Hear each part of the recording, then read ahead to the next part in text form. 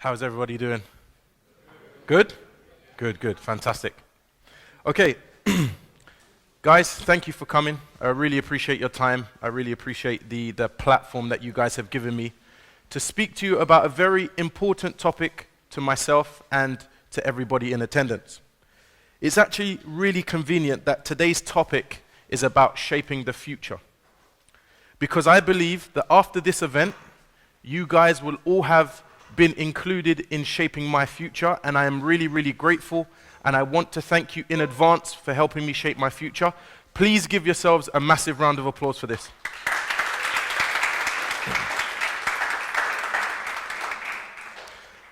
I have two guests in the audience today. One is my wife, Lena, also the co-founder of Total Precon, and a gentleman by the name of JP. Can you stand up for me?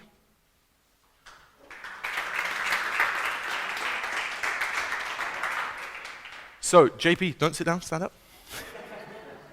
So, JP is an incredibly polite and enthusiastic young man. He has a passion for talent management and also artist management. And without him connecting me to this opportunity to speak, I would not be standing in front of you guys, although I'm extremely nervous and sweating.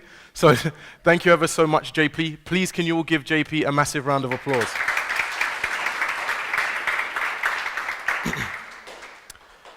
I think that more should be done when it comes to crediting the youth, and the way that we should do this is by highlighting the achievements. Some of our successes and some of our victories are not able to be achieved without the youth. Without the level of appreciation given and encouragement to the youth, who knows where they could end up in the future. So, thank you once again. Just by a show of hands, who is a believer in the law of attraction and energy? Just by a quick show of hands. Brilliant, brilliant, brilliant. I'm a massive believer in energy. I'm also an extreme believer in the will of God. I was in the gym not too long ago and I was speaking to an individual who had also previously been involved with a TED talk. And I'd mentioned to them like, wow, it was so amazing that they had been involved in such a huge event, and that one day I had hoped to be involved in an event similar, and now I'm here, okay? So that was me putting my intention to the world and letting the universe know that I really wanted to achieve being involved in such an amazing brand and an amazing opportunity such as TEDx. Again, just by a show of hands, who in the audience has any brothers or sisters or children? Okay, good. More than half the room. Fantastic.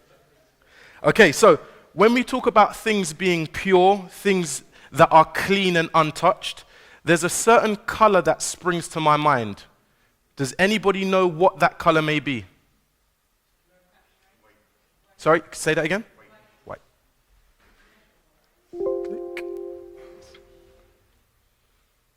There we go. White. White is the correct answer, yes. Okay, so I just want you guys to take a look at the next few slides as I want to just gauge your reaction and some of your feedback over the next few slides.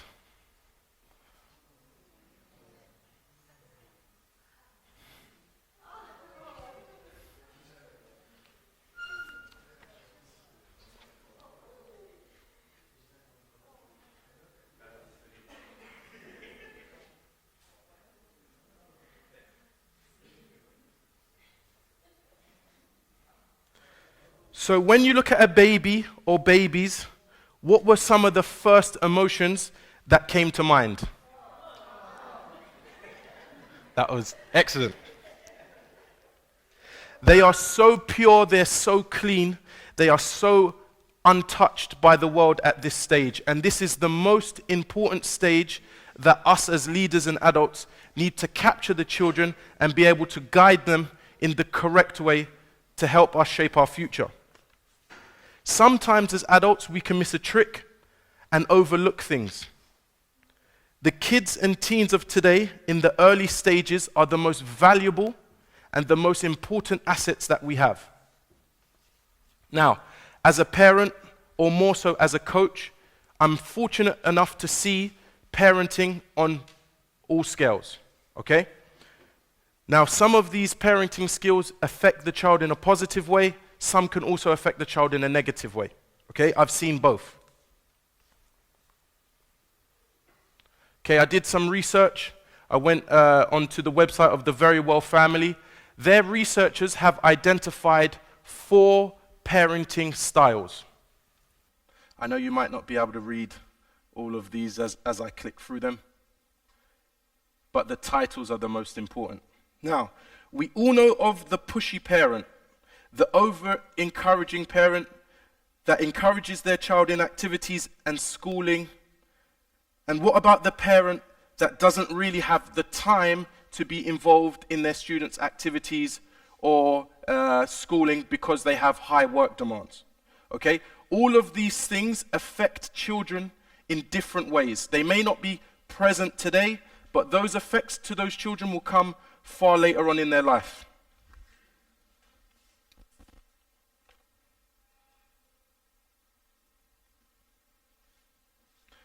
Now, this is a statement I hate with a passion, okay?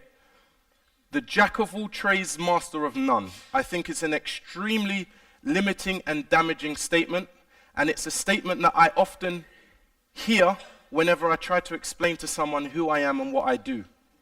Okay, I've been involved in many different industries. I've been involved in many different jobs. I have been a salesman in a retail outlet. I have been in finance. I have been in media sales. I've even been a painter and decorator. And I've been a local news delivery boy back in the UK, delivering papers to local neighbors and those who read the newspaper. So, this is a statement that really, really, really creates an emotion in me that I would really love to get rid of, because it limits that individual's ability to grow and learn from a multitude of other areas that they may be passionate about. We need to get rid of that. Now, allowing children the creative freedom to choose what they want to do, no matter how many times they decide to change, is what we should hold most important. There is no set rule to say you can achieve one set of results only doing one thing. Okay? You learn as you go along. You take the information that you have gained from your experiences to bring it into more of a collective state to then be able to progress in an area of passion. This is the message that I champion. We should not limit their experience or activities based on what we perceive to be the right steps for those children or those young teens. A lot of the young teens of today are being exposed to far greater things than we were as we were growing up. And this is not always a bad thing. This could actually be an extremely beneficial thing. So what I would like to see us doing is enabling those individuals by encouraging them to take part in as many different activities as they can, and allowing them to grow in each subject without enforcing our will onto them, okay?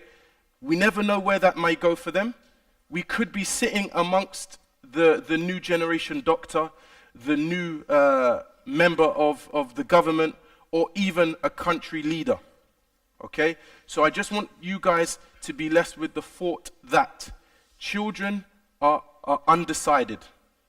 I'm 32 years old. I'm now finding my lane, as we like to say. My lane has come from switching many lanes.